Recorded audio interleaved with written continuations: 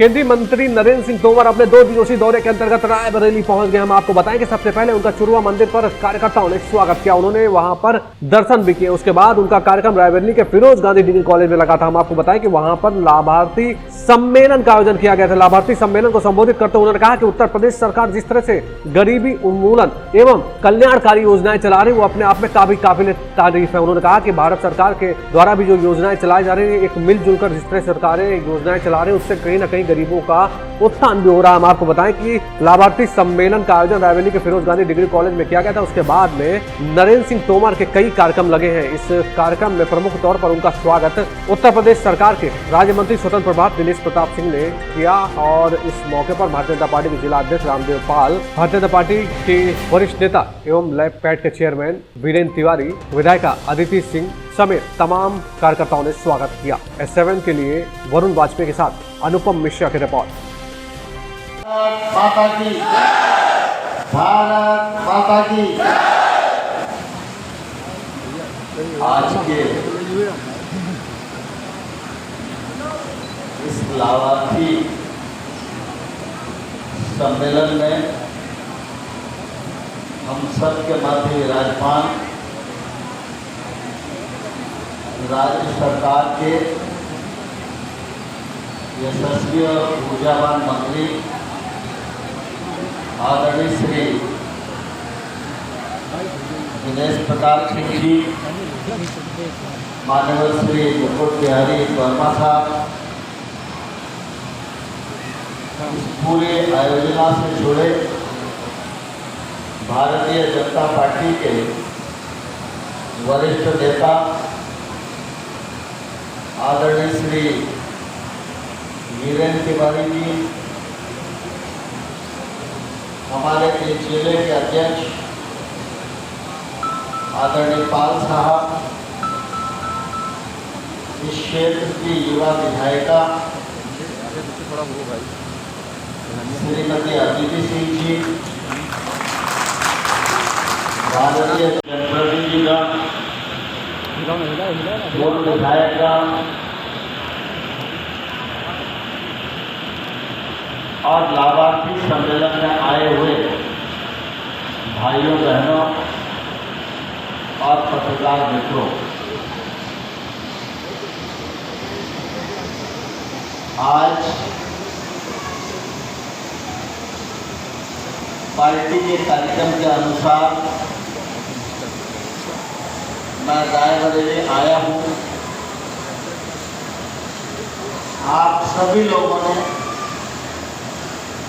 जिला अध्यक्ष के नेतृत्व में मिलकर इस कार्यक्रम की आयोजना की और इतनी बड़ी संख्या में हमारे बहन और भाई उपस्थित हैं। मैं इसके लिए जिले की टीम को और आप सबको हृदय से बहुत बहुत धन्यवाद देता हूँ। आप सबका आभार व्यक्त करता हूँ। हम सब जानते हैं कि लोकतंत्र में आम आदमी से जुड़ा हुआ हर सवाल सरकारों से जुड़ा रहता है और विशेष रूप से जो हमारी गरीब जनता जनार्दन है, गरीब परिवार के लोग हैं, गांव में निवास करने वाले लोग हैं, किसानी करने वाले लोग हैं, हमारी माताएं और बहनें हैं, इन सबको निश्चित रूप से सरकार की मदद की दरकार हमेशा रहती है, चलती रहती है।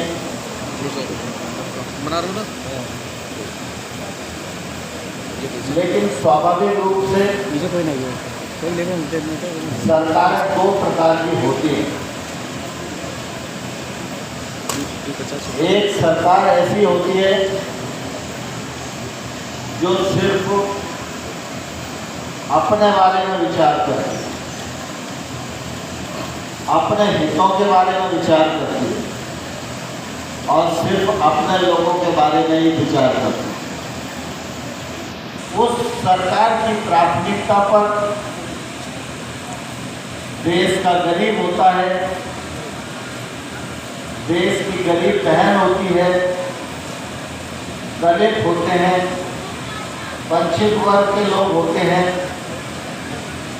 और समाज में जिनको हम कमज़ोर समझते हैं, उन कमज़ोर लोगों के जीवन में उत्थान लाना, उनके जीवन का उन्नयन करना, यह सरकार का प्राथमिक कर्तव्य होता है।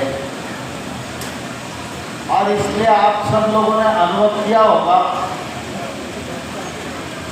कि पहले सरकार कांग्रेस की भी रही, बसपा की भी रही, सपा की भी रही, केंद्र और राज्य दोनों में इन तीनों दलों के लोगों ने सरकारों का संचालन किया। लेकिन आप सब ने अनुभव किया होगा कि इन सरकारों के समय कभी भी गरीब आदमी की चिंता नहीं हुई, गांव के विकास की चिंता नहीं हुई, गरीबी उन्मूलन की चिंता नहीं हुई। ये पार्टियां उत्तर प्रदेश के गरीब लोगों की चिंता इसलिए नहीं कर पाई कि इनको जितना समय सरकार चलाने का मिला उतने समय में ये अपनी समस्याओं को ही दूर नहीं कर पाए, अपनी ही माली हालत सुधारने में लगे रहे। बसपा की सरकार बने इस मामले में जब बसपा चुनाव लड़ रही थी तो कहा जाता था कि दलित की बेटी को एक लोगों ने मौका दिया, बहुमत भी दिया, लेकिन दलित की बेटी ने दलितों का उत्थान नहीं किया, गरीबों के जीवन स्तर में बदलाव नहीं लाया। जो दलित की बेटी थी वह मुख्यमंत्री का कार्यकाल पूरा करते करते दौलत की बिटिया बन गई। हम सब इस बात को भलीभांति जानते हैं। सपा के लोग भी सरकारों में आए, उन्होंने कहा वो दलितों की चिंता करेंगे, पिछड़ों की चिंता करेंगे, अल्पसंख्यक की चिंता करेंगे, लेकिन लूट मार करते करते समय निकल गया। वो प्रदेश के लोगों की चिंता नहीं कर पाए। परिणाम स्वरूप स्थिति ये बन गई कि बॉर्डर एरिया में जो लोग रहते हैं उन लोगों को ये लगने लगा झांसी छोड़कर अगर ग्वालियर में बस जाएं तो शायद अपनी जमीन ज़्यादा सुरक्षित रहेगी, इटावा छोड़कर भिंड बस जाएं तो शायद अपना परिवार सुरक्षित रहेगा। ऐसा संस्कार, ऐसी सभ्यता, ऐसी कानून व्यवस्था सपा की सरकार ने इस उत्तर प्रदेश को दी और इसके कारण जो उत्तर प्रदेश दुनिया का नेतृत्व करने वाला राज्य हुआ करता था वह एक कालखंड में बदनामी और उपहास का केंद्र बन गया। लेकिन मुझे प्रसन्नता है,